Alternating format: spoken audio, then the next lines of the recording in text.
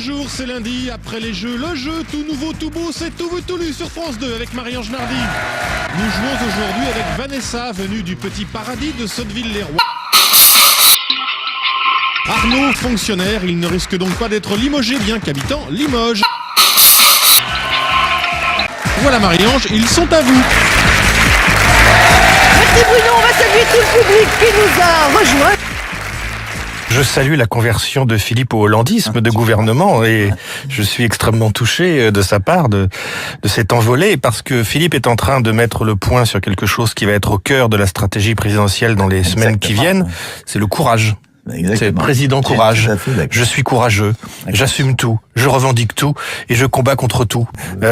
Président courage. Voilà. Et puis président qui a de la chance. Macron qui se disperse, Macron qui s'éparpille, Macron qui se ventile, Macron qui se brouille, Macron qui se croit moderne et qui déjà se démode à force de faire du vieux.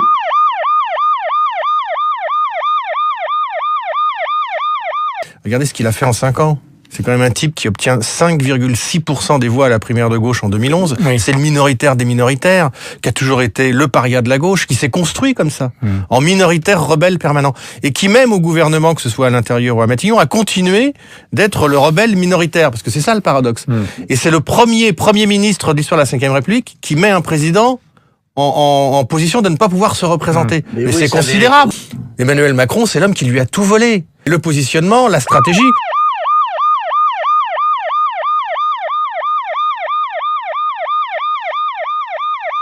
De flirter comme ça avec la presse people, ça fait un peu vieille recette.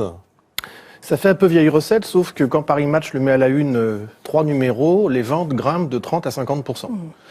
C'est le candidat qui intéresse les médias parce qu'il se passe quelque chose autour de lui, mais qui restent tous extrêmement critiques. C'est-à-dire la presse, contrairement à ce qu'on raconte, n'est pas macroniste ou macronienne.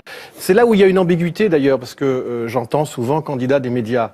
Oui, mais pas soutenu par les médias. Ce que j'observe, parce que j'ai quand même 27 ans de journalisme politique quand même, donc je vois il y a beaucoup de journalistes politiques qui ont une vocation rentrée de conseiller du prince. Beaucoup. Voilà.